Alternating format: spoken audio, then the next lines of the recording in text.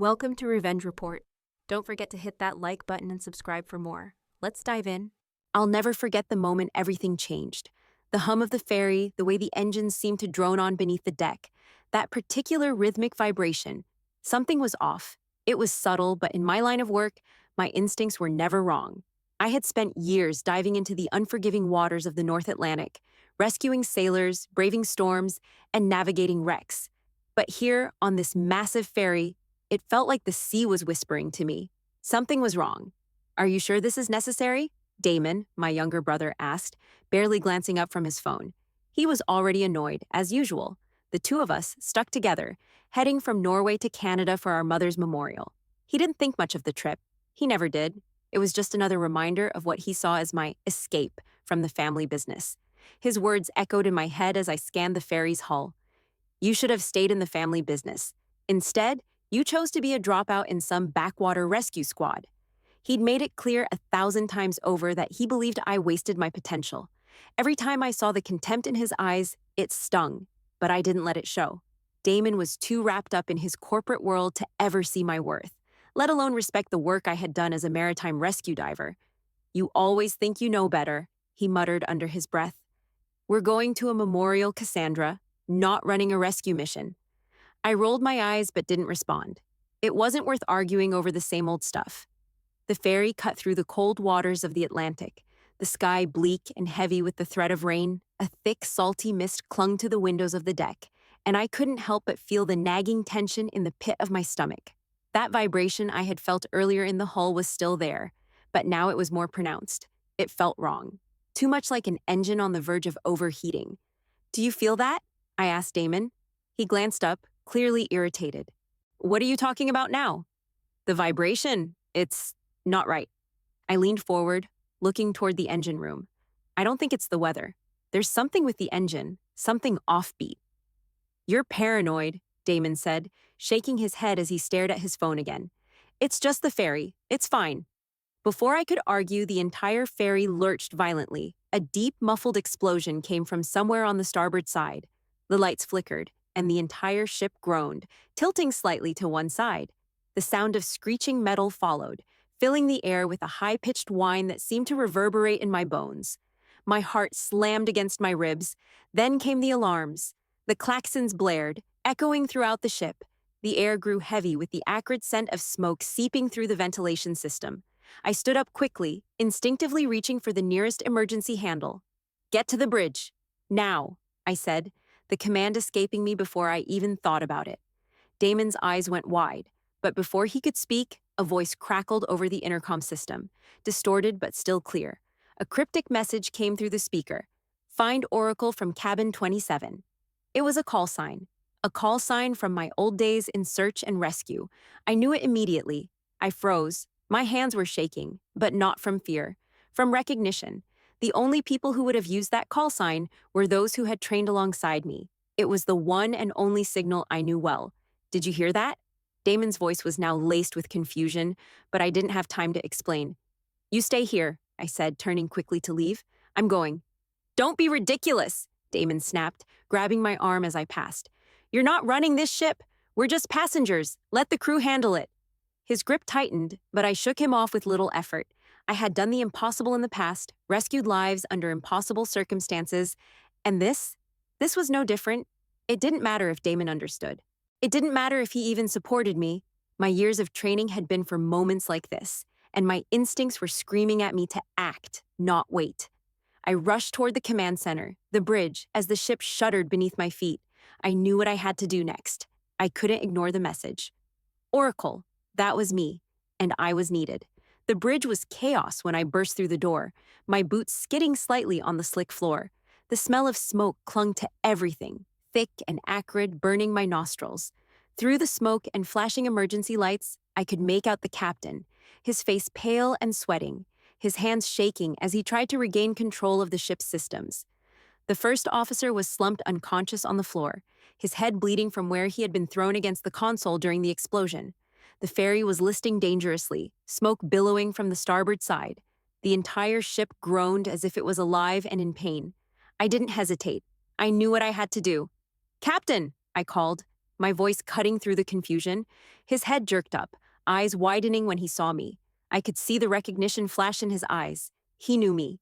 "Your oracle," he muttered, barely able to form a coherent sentence. "Get up," I said firmly, stepping into the center of the bridge. I couldn't afford any more confusion. "I'm taking command." The captain blinked, shaking his head. "But we need to—" He trailed off, his words dissolving into a stream of panic. I didn't wait for him to finish. I moved to the control panel, my fingers already moving across the buttons and screens. I switched to Norwegian, the language more instinctive in moments like these. The ship's systems were erratic, emergency protocols flashing, but the core functions were still active. I accessed a rarely used NATO maritime protocol, the same one I'd used during my time embedded with NATO's marine response teams. "Activate emergency stabilizers," I barked. "Engage auxiliary thrusters. Reroute power to navigation." The captain stared at me for a long moment, his face a mixture of awe and disbelief, before he finally nodded, slowly rising to his feet. I didn't wait for his permission. I didn't need it. I had trained for moments like this, but I knew I had to make every second count. I could hear Damon's voice in my head. "You're not running this ship." He was right. He didn't think I could. But now, standing in the heart of the chaos, I wasn't going to prove anything to him. This was about survival, not ego. The captain stood behind me now, his hands hovering uncertainly over the controls. "What do you need me to do?" he asked, his voice shaking. "Find the ship's drift vectors and satellite link-up. I need accurate readings. The propulsion's down, but we can still stabilize. We've got less than an hour before we lose full control." His eyes darted to the console, and I saw him hesitate, unsure if he could follow the orders of someone who hadn't been on the crew. But I wasn't some stranger. I was Oracle, and I had saved lives on the sea before. Now, it was time to do it again. I accessed the classified comm relay, the connection crackling to life as I input the necessary codes. A moment later, a data feed came through. Accurate drift vectors, damage assessments, and fuel status reports. I pulled up the live satellite view, charting our position relative to the nearest safe harbor. The ferry's engines were gone, but the wind was still with us. "Reroute the power to the steering," I ordered. "Stabilize the vessel using the auxiliary thrusters. We can't let the ferry drift uncontrolled." The captain's hand was shaking as he input the commands, but the ship began to respond. Slowly, the tilt of the ferry lessened, and I could feel the tension in my body relax just a fraction. But we weren't out of danger. Not yet. Through the peripheral glass of the bridge, I saw Damon standing on the deck, watching the chaos unfold. His arms were crossed, his expression unreadable. I wondered what he was thinking now, whether he realized, at least in this moment, that his incompetent sister was the one who had stepped up when everything fell apart. He wasn't part of this, but I was, and I would save this ship, for all of us. Minutes ticked by, and I could feel the ferry slowly righting itself. The smoke began to clear as the ventilation systems kicked into emergency mode. The pulse of the ferry's systems grew steadier as I rerouted the power, making the necessary adjustments to keep us afloat. We weren't completely stable, but we weren't sinking either. When I glanced back at the captain, his eyes were wide with something close to awe. "I'm co-commanding now, Captain," I said. "Make sure the crew is ready for a full evacuation if we can't regain full power. We're heading for the Coldwater outpost. Prepare for a potential dead drift landing." He nodded quickly, snapping to action, and as he moved to relay my orders, I let myself breathe. This wasn't about Damon. It wasn't about proving him wrong. It was about keeping everyone on this ferry alive. And for the first time in a long while, I knew I was doing exactly what I was born to do. The air in the bridge was thick with tension, the low hum of emergency systems interspersed with the sporadic creaks of the ferry. I had stabilized the vessel, but the clock was ticking. Every second mattered. We were drifting in the cold, unyielding waters of the Atlantic, a ghost ship, and without propulsion, it wouldn't be long before the storm would take us. "Oracle, we've got a problem," the captain said, his voice hoarse. "The systems are coming back online slowly, but they're erratic. We're not going to make it without full power." He was right. The ferry was only holding together by sheer will, its momentum grinding against the current. I didn't have time to dwell on the uncertainty of it all. As I was running through the data, trying to keep the ship steady, something caught my eye. The system logs. Something was off. A report from the engine diagnostics didn't add up. The fuel tanks were hemorrhaging, and the temperature gauge was spiking. My heart dropped. We were running on fumes. If the engines didn't stabilize soon, we wouldn't even make it to the Cold War outpost, our emergency landing point. But there was something else, something that wasn't just the ferry. As I combed through the logs, I found a file buried deep in the system. It was labeled Psychological Assessment, a report I hadn't seen in years. The document was a psychological evaluation from my old days in the Search and Rescue Division. I froze as I scanned the familiar words, and then the cold realization hit. It wasn't just any evaluation. This was the report Damon had leaked years ago, when he was trying to push me out of the family business. The report questioned my judgment under long-term stress, suggesting I wasn't fit for high-pressure situations. It had been a tactic, a weapon, to discredit me during his legal battles to control the family assets. And now it was resurfacing, hidden in the ferry system, the same system that was now feeding live data to the media. I didn't have to look far to know what was happening. The report had been leaked to the press. Sure enough, I saw the first headline pop up on my tablet. Ex-rescue diver under scrutiny. Is Cassandra Vale fit to lead amid crisis? The article quoted sections from the report, questioning my ability to handle pressure, spinning the facts to fit a narrative that painted me as unfit to command. I clenched my jaw, forcing the rage down. This was no coincidence. Damon was behind this. He'd used his resources to make sure my reputation was crushed. As the ferry lurched again, I shut my eyes for a second, focusing on the task at hand. There would be time for dealing with this later. Now, I had a ship to save. I continued coordinating with marine controllers, keeping an eye on the drift vectors. The ferry was already on the edge, dangerously close to losing all power. The fuel tanks were in danger of overheating, and the onboard generator was sputtering, barely holding on. I couldn't afford to let my emotions take over now. I quickly began preparing for the dead drift emergency anchoring procedure, the only option left. There wasn't much time. The ship was 45 minutes from land, with no propulsion, only one generator barely functioning, and no backup. "Captain, listen carefully," I instructed, trying to keep my voice steady. "We need to manually anchor the ship. I'll need your full cooperation. We have to execute a dead drift maneuver using the current and wind vectors." The captain looked at me, his face a mixture of disbelief and reluctant trust. "You're sure this will work?" I nodded. "It's our only chance." I immediately began calculating the tide timing, the seabed contour, and the ferry's inertia. I pulled out my battered leather dive log, my most trusted companion in any crisis, and began jotting down the numbers. The equations danced in my head, the familiar patterns clicking together as I made quick mental calculations. Damon's voice, once again, echoed in my head. "You're not cut out for this. You'll never be the leader they need." But I was the leader they needed now. The ferry groaned again, the list worsening as we neared our critical point. I took a deep breath, not allowing myself to be distracted by the media storm brewing outside. Not now. Now, I had to act. "Prepare for the maneuver," I told the captain. "We're going to need to hold this course until the wind picks up. As soon as it does, I'll manually release the anchor. We'll be down to minimal power, so get ready for it." The bridge was silent save for the occasional hiss of the ship's systems. Through the peripheral glass, I saw Damon standing outside, a small, stunned figure on the deck. His expression was unreadable, but I could feel the weight of his judgment. I didn't care. For the first time in years, I wasn't trying to prove anything to him. I wasn't trying to show him that I could lead. I was leading, and for once, it didn't matter whether he saw me as the incompetent sister or not. It was just about keeping everyone alive. The world outside was spinning out of control, but I had everything I needed to make it stop. The ferry's hull groaned again, a deep, resonating sound that seemed to echo across the cold Atlantic waters. The vibrations had slowed, but not enough to guarantee our safety. My pulse was steady, but every movement of the ship, the tilt, the shudder, felt like a countdown. The lack of propulsion left us drifting aimlessly. 45 minutes from land, no reliable backup power. It was time for the drag anchor stabilization. I had never performed this maneuver under such circumstances, but I was confident it was our only shot. I had no room for hesitation. I stood at the helm, eyes fixed on the control panels as I calculated the variables: wind speed, current strength, the vessel's mass. I input the data into the ship's navigation system, watching the numbers adjust on the screen. "Captain, prepare to release the auxiliary anchor," I ordered, my voice clear and authoritative, despite the chaos swirling around us.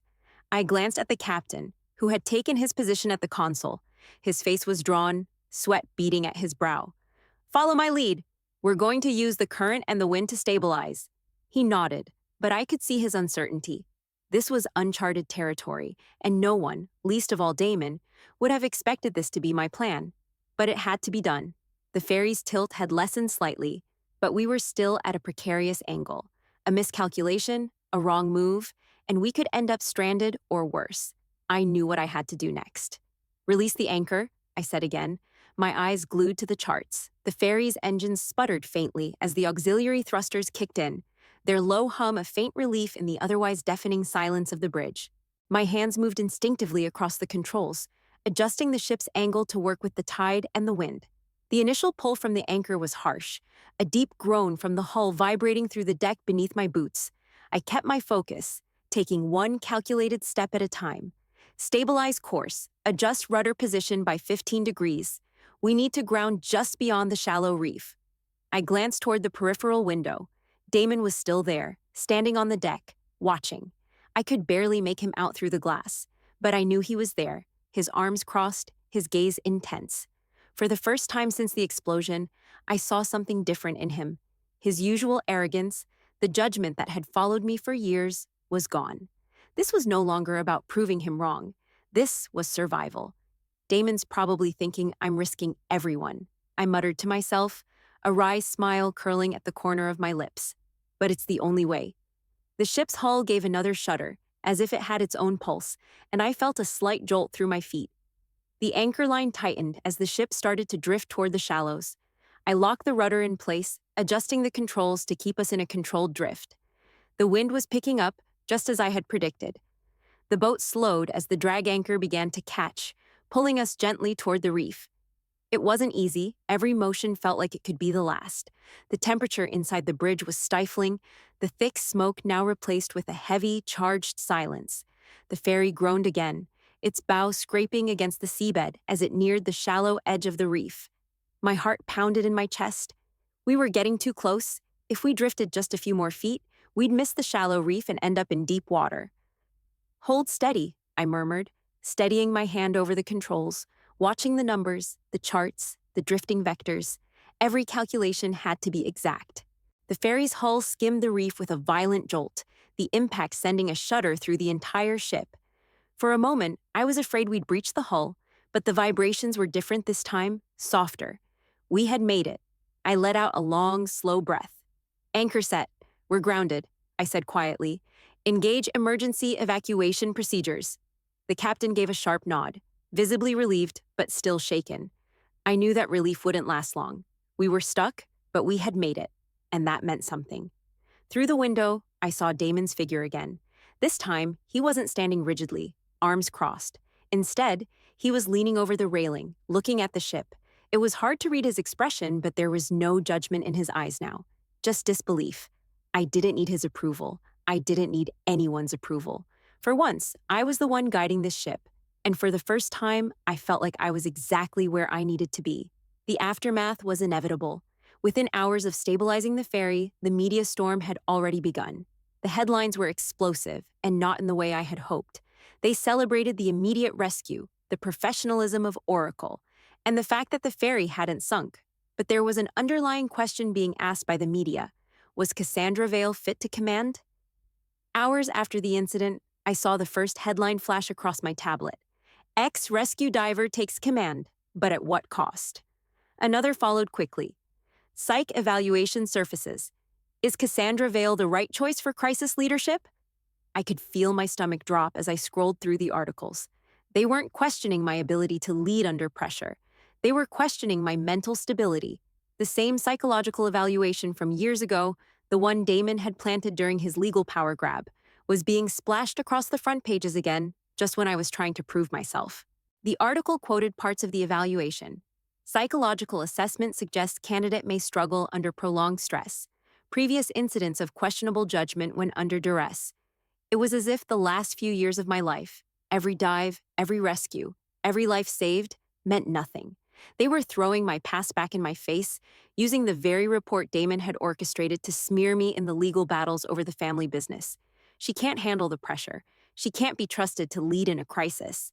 I shoved my tablet aside and sat back in my chair, taking a deep breath. The anger, the betrayal, everything was there, threatening to rise, but I didn't let it, not this time. Damon's voice echoed in my mind, the same doubts he had thrown at me for years. You're not cut out for this, you'll never be the leader they need. But I wasn't going to give in to those thoughts, not now. I picked up the phone and dialed my lawyer, my finger tapping steadily on the edge of the table as I waited for the call to connect. Cassandra, my attorney answered. I've seen the reports. This could be an issue. I don't want to fight with noise, I replied, my voice calm, focused. But I'm not going to let them do this to me again. Get ready for defamation litigation and start gathering everything. I'll need my logbook, timestamps, and video feeds from the ship's systems. This time, I'm letting the truth speak for itself. There was a pause on the other end before he responded. Understood. I'll get started right away. I hung up and stared at the blank screen of my tablet.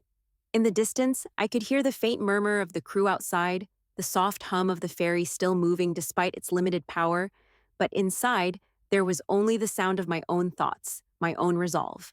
I wasn't going to let them pull me down this time. The media, the speculation, the smear campaign, it didn't matter. What mattered was the data, the facts, the truth.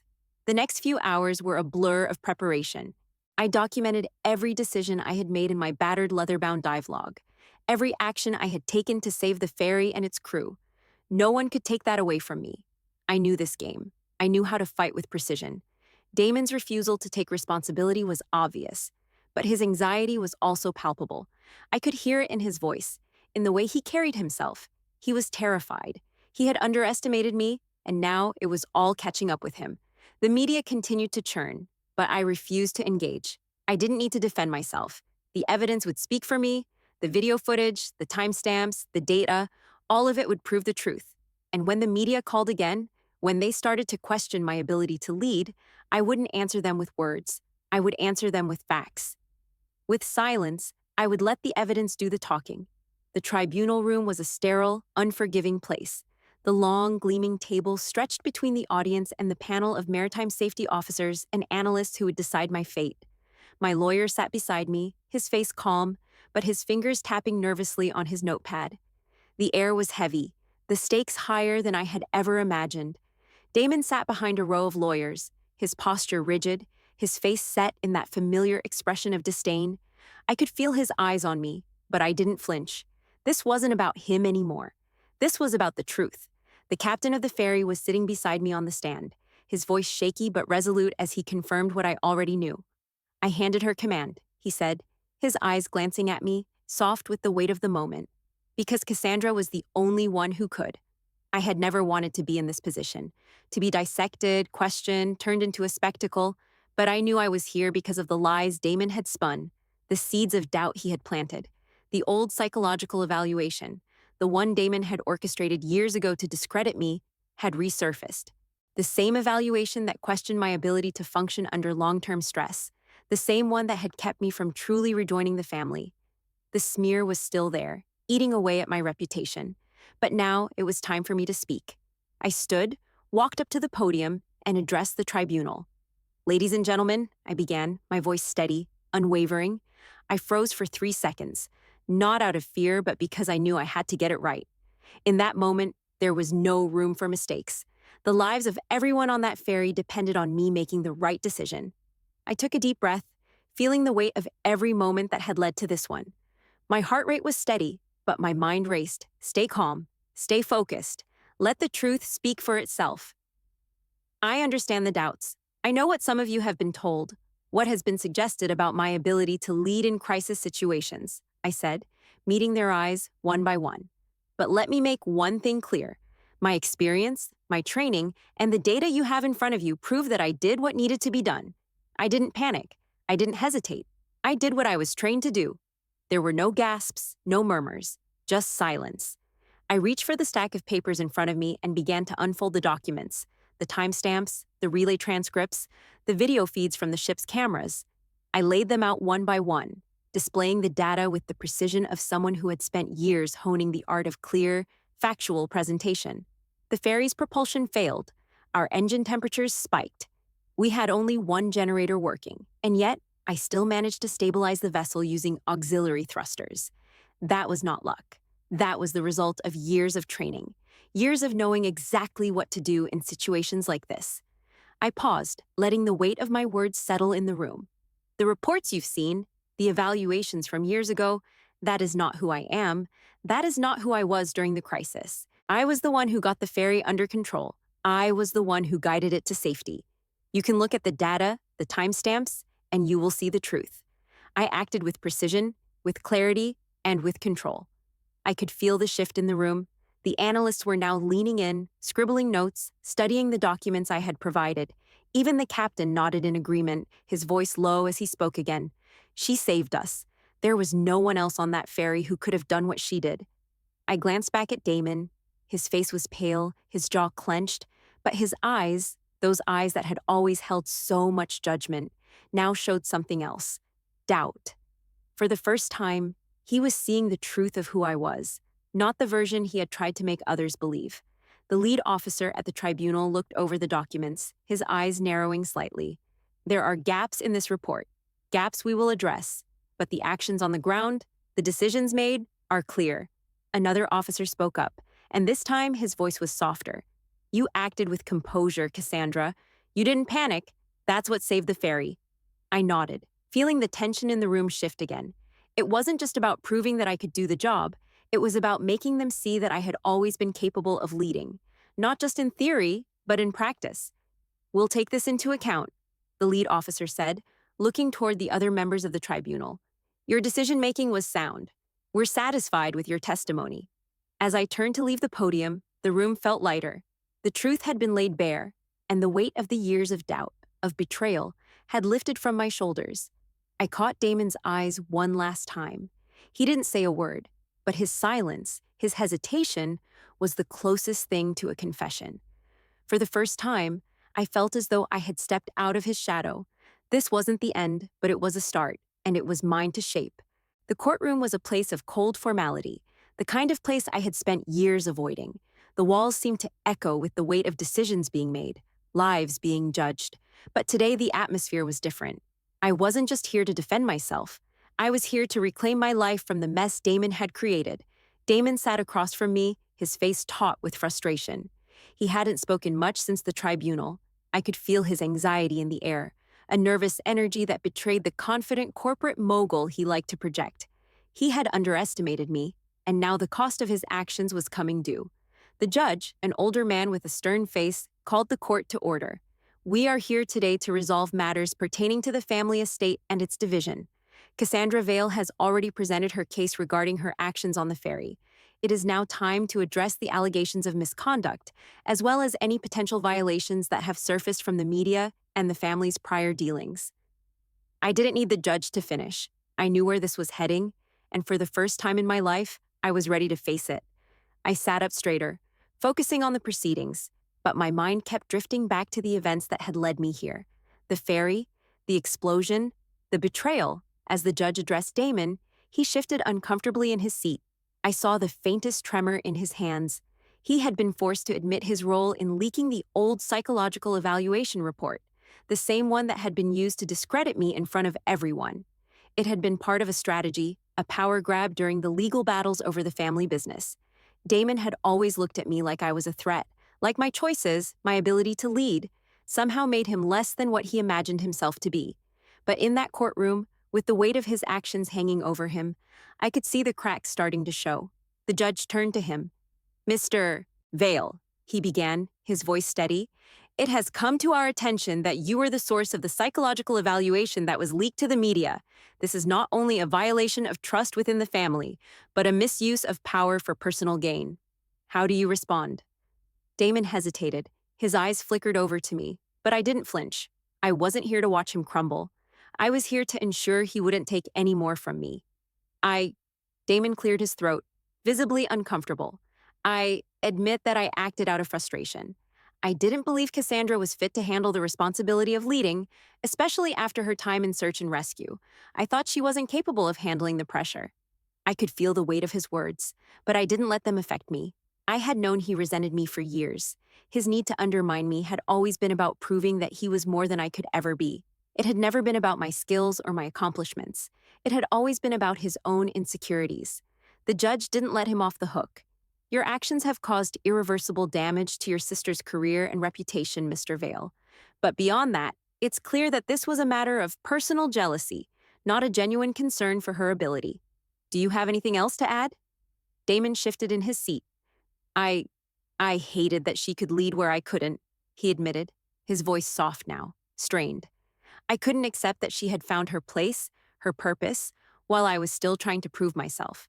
I didn't know how to handle it. So, I did the only thing I thought would make her weak. I thought if I destroyed her credibility, maybe I could finally have control. The room fell into an uncomfortable silence. I had expected this, but hearing him say it aloud, in front of everyone, still cut deeper than I had imagined. He had chosen to tear me down, to sabotage me, simply because he couldn't handle that I was a leader in my own right. But I had already made my peace with the past. I stood up, my voice calm as I addressed the judge. Forgiveness isn't about forgetting, it's about not letting your shadow become my future. The words felt like a weight lifting off my chest. I wasn't going to carry the burden of Damon's actions anymore. I had let it go, finally, completely. The judge nodded, looking at Damon with an expression that was both understanding and disappointed. Mr. Vale, your actions have consequences, but we will consider the full picture when determining the division of assets and the future of the estate. I turned to face Damon one last time, the words I had been holding in for years, finally coming to the surface. You don't need to keep trying to make me small. I'm not your competitor. I'm your sister. You may not have believed in me, but I never needed your approval. Damon's eyes flickered with something I hadn't seen before. Remorse. It wasn't enough to change anything, but it was a start. The judge addressed the room. We will now proceed with the final distribution of the estate, taking into account the admissions made here today. The family's legacy will be upheld, but the terms will reflect the decisions made by each of you. The decision was final. Damon would never admit fault willingly, but the legal consequences would speak for themselves. The judge's ruling wasn't just about money, it was about respect. And for the first time, I felt like I had earned it. And then, as if to reinforce the change in me, I proposed something that would outlast this courtroom, this fight, and everything that had come before. I want to use my share of the estate to create a maritime survival scholarship in our mother's name, I said, my voice steady and firm. For people who want to make a difference at sea, for those who need the training I had to work so hard to get, for those who need to learn what it means to be prepared, to survive, and to lead. The judge nodded, his approval quiet but certain. Damon didn't speak. He just stared at me, and for the first time, I saw the smallest flicker of respect in his eyes. I'll match that donation, he said, his voice barely audible. For her. I was surprised, but I didn't let it show. It wasn't about the money, it was about the acknowledgement, the grudges. Those were done. The future was all that mattered now. As the court adjourned, I felt a deep sense of closure. I had made my peace with Damon, with my past, and most importantly, with myself. This wasn't the end of my journey, but it was a beginning, and it was mine to lead. The room was filled with the hum of the simulator, the metallic scent of the cold, controlled environment, and the palpable tension of young cadets gearing up for their next challenge. I stood at the front, arms crossed, watching them prepare for the simulated explosion. This wasn't just about teaching skills, it was about showing them how to handle pressure when everything goes wrong. The cadet standing in front of me, a tall, lean young man with sharp eyes, was already breathing heavily, his palms sweating as he adjusted his uniform. I could see the fear in his posture. His shoulders were stiff, his gaze darting nervously between his colleagues. This was his first time in a real crisis scenario, and I could already tell he was panicking. The others looked on, but I knew they were just as afraid, because in this simulation, no one knew exactly what would happen. That was the point. I waited until the moment felt right, then gave a single nod to my assistant. The explosion went off with a sudden roar, the ground vibrating beneath our feet, the shockwave racing through the air. The cadets gasped, instinctively covering their heads, but the young man in front of me froze. His eyes widened in panic, his feet planted to the floor as the chaos unfolded around him. I didn't say anything at first. Instead, I waited for the seconds to tick by, letting him feel the full weight of the situation. 1, 2, 3. He was still frozen, staring at the aftermath of the explosion, his mind clearly overwhelmed. The other cadets had already started moving, clearing debris, securing the area. He was the only one left, paralyzed in place. This was the moment. I stepped forward, calmly crossing the space between us. My voice cut through the smoke and confusion. "Look at me." He blinked, startled, his gaze locking onto mine. I could see the panic fading, replaced by frustration and fear of failure. "Do you know why you froze?" I asked. He opened his mouth to respond, but faltered. There was no answer because there wasn't a simple one. I knew exactly how he felt. I had been there. It was terrifying, but it wasn't fatal. "You froze because you weren't ready for the unknown," I continued. "But what you don't realize is that freeze isn't the problem. The problem is what happens next." His eyes widened slightly. "What do you mean?" I gave him a reassuring, yet firm, look.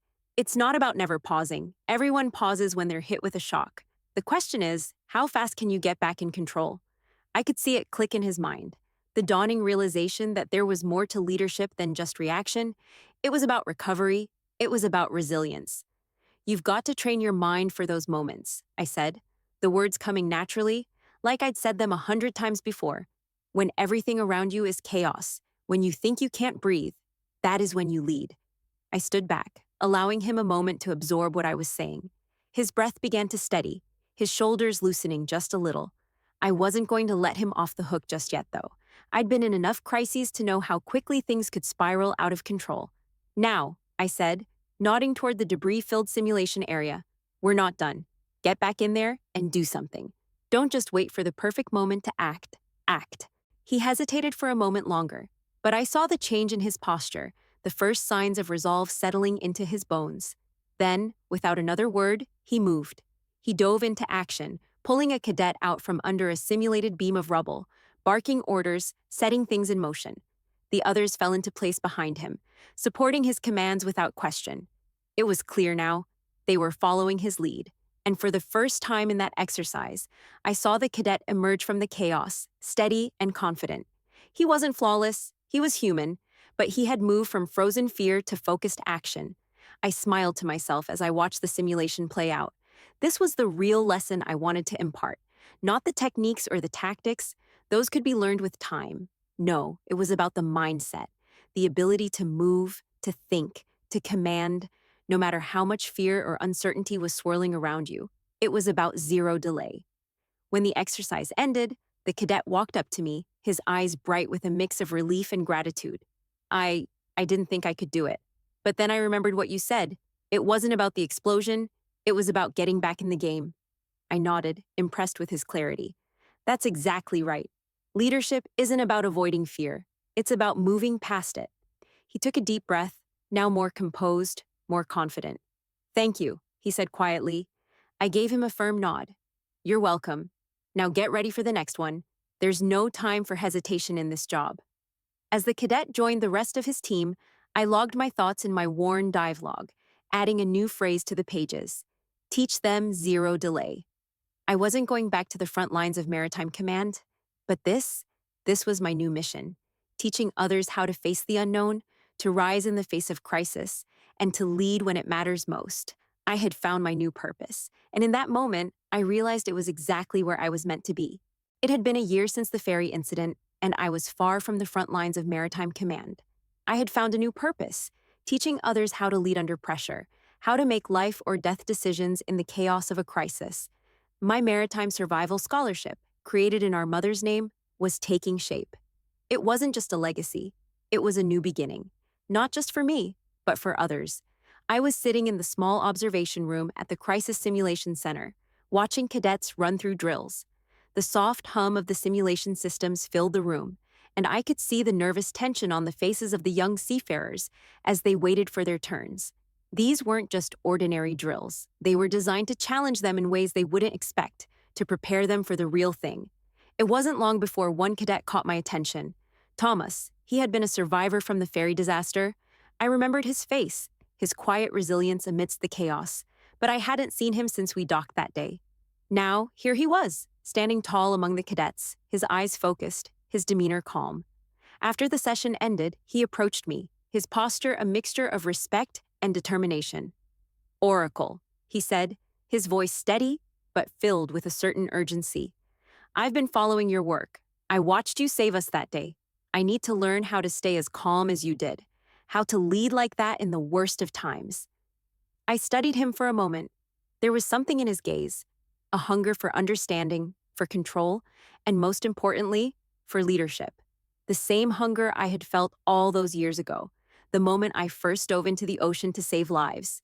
I'm not sure I'm the right person to teach you, I said, though my words were more about me than him. I've made my share of mistakes, but I can teach you how to handle them when they happen, how to keep moving even when the world feels like it's falling apart. Thomas nodded. That's exactly what I need. I don't want to freeze like I did. I want to be able to think, act, and keep going no matter what. I took a deep breath, feeling the weight of his words, understanding exactly what he meant.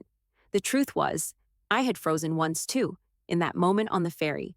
But what had mattered was not that freeze. It was what came after. You're not alone in that moment of hesitation, I said, walking him through the simulation area, pointing out various stations, each designed to test a different skill under pressure. Everyone freezes at some point. It's human. But here's what you need to know. It's how fast you can resume command that defines you. He looked at me, absorbing every word. I don't expect you to be perfect, I continued, but I expect you to be quick. Trust your instincts, then move. Get back in the game as fast as you can, and never second-guess yourself. The next simulation began, and I watched Thomas intently. This was his moment to apply everything I had taught him. He had to run the drill himself, guiding his team through a simulated explosion and a series of obstacles. The explosion triggered, and I saw him tense. He froze for a split second. Then, just as I had taught him, he snapped into action, barking orders, organizing the chaos. His focus was sharp, his voice commanding. He was taking control, not overreacting, not letting fear lead him. When the simulation ended, Thomas looked at me, breathless but proud. I moved, he said. I got it. I didn't freeze again. I smiled. That's the start of leadership. Remember, zero delay. He nodded, his eyes filled with determination. I had taught him more than just how to respond in a crisis. I had shown him that the fear would always be there. The key was to keep moving through it. A few weeks later, during a simulation in a high-pressure training session, Thomas was faced with an emergency I hadn't anticipated. The drill was designed to test their leadership under extreme stress. Emergency flooding, power loss, and a compromised hull. Thomas was running it with precision, commanding his team through the chaos. I watched, impressed, as he assessed the situation, then calmly implemented a series of maneuvers. There was no panic, no hesitation. He had the presence of mind I had always hoped to pass on. When the drill ended, I called him over. Thomas, that was exceptional. You handled it with the kind of poise I've been trying to teach. He smiled, his confidence growing. I remembered what you said about acting fast. It worked. I felt a surge of pride. This was it. This was the legacy I had worked for. Not just the scholarship, but the way the lessons I had learned, hard-won lessons, were being passed on to others, to the next generation of leaders who would follow in my footsteps. A few weeks later, as I sat in my office finalizing some reports for the program, I received an email from Thomas. He had passed his final instructor simulation with flying colors and was being recommended for a leadership position in an advanced maritime training program. He had also included a message. Thank you, Cassandra. You gave me the confidence to lead. I won't forget that. I smiled, closing my laptop and leaning back in my chair. The work wasn't over, but it was meaningful now.